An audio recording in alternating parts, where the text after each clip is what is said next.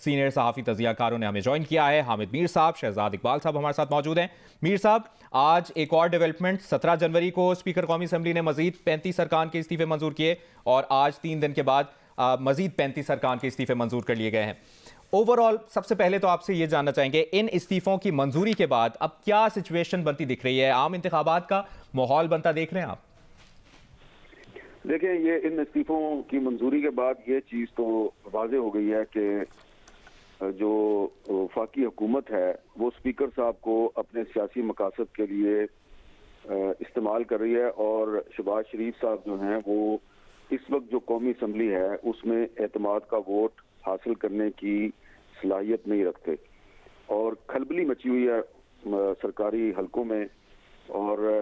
पहले 35 इस्तीफे कबूल किए, फिर 35 और कर लिए। तो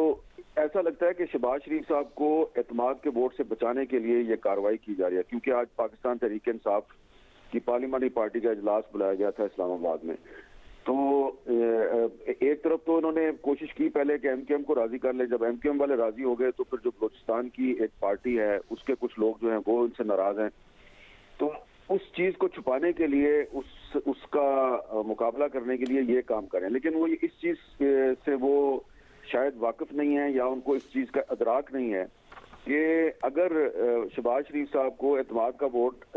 हासिल करना है तो उसके लिए तहरीक इंसाफ के मेंबर्स की कौमी असम्बली में बड़ी तादाद में मौजूदगी जो है वो जरूरी नहीं है। कोई भी जो है जीडीए का एमएनए जो है सायरा बानो या गौस बख्श मेहर साहब या कोई भी दूसरा जो है मौलाना अब्दुल अकबर चित्राली साहब जो जमात इस्लामी के हैं जो कि इस वक्त अपोजिशन में है, कोई भी अगर ये एक मसला उठा देगा और फिर सदर साहब जो हैं वो अगर कह दें वज़ीर आज़म से कि आप एतमाद का वोट लें तो वो फिर कैसे होगा। एक तो चीज ये है। दूसरी बात ये है कि इनको ये भी खदशा है कि अगर ये तहरीक इंसाफ वाले कौमी असम्बली में आ गए बड़ी तादाद में तो फिर ये अपोजिशन लीडर का ओहदा भी मांग लेंगे और पब्लिक अकाउंट्स कमेटी के चेयरमैन का ओहदा भी मांगेंगे। तो ज्यादा इस वक्त प्रॉब्लम जो है उनको जो हुकूमत को है वो ये है कि अगर अपोजिशन लीडर का ओहदा जो है वो दोबारा पीटीआई के पास चला जाता है तो फिर वो जो उन्होंने अपनी मर्जी का निगरान वज़ीर आज़म लाना है तो उसके लिए उनको तहरीक इंसाफ के साथ कंसल्टेशन करनी पड़ेगी। और जो इस वक्त नूर आलम खान साहब जो हैं जो कि चेयरमैन पब्लिक अकाउंट्स कमेटी हैं, उन्होंने बहुत सी जो है ना पुरानी करप्शन की कहानियां जो हैं वो खोली हुई हैं और बहुत से केसेस जो हैं वो मैच्योर हो चुके हैं। उन्होंने नैब को भी थोड़े दिन पहले ही जो है 10 केस भिजवाए हैं जो सूबा खैबर पख्तूनख्वा की हुकूमत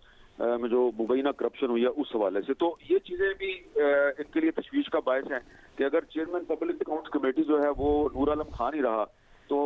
अगले 2-3 महीने में तो आधी से ज्यादा जो खैबर पख्तूनख्वा की जो कैबिनेट है जिसमें महमूद खान साहब चीफ मिनिस्टर थे तो उनके समेत आधी से ज्यादा कैबिनेट जो है उस पर करप्शन के केस बन जाएंगे। ये सारी चीजें हैं जिसकी वजह से तहरीक इंसाफ वापस आना चाहती थी। और दूसरी तरफ ये जो हमारी वफाकी हुकूमत है उसके वज़ीर आज़म साहब अपने आप को एतमाद के वोट से बचाने के लिए तेजी के साथ इनके इस्तीफे कबूल कर रहे हैं। तो इससे जो लेजिटिमेसी है इस असम्बली की ये अब बिल्कुल खत्म हो चुकी है और अब एक ही मसले का हल है कि ये इलेक्शन करवा दें, लेकिन वो इलेक्शन तो नहीं करवाएंगे बल्कि तो वो तो खैबर पख्तूनख्वा और पंजाब असम्बली का जो इलेक्शन है इसको भी वो अक्टूबर में कराने का मंसूबा बना के बैठे हुए।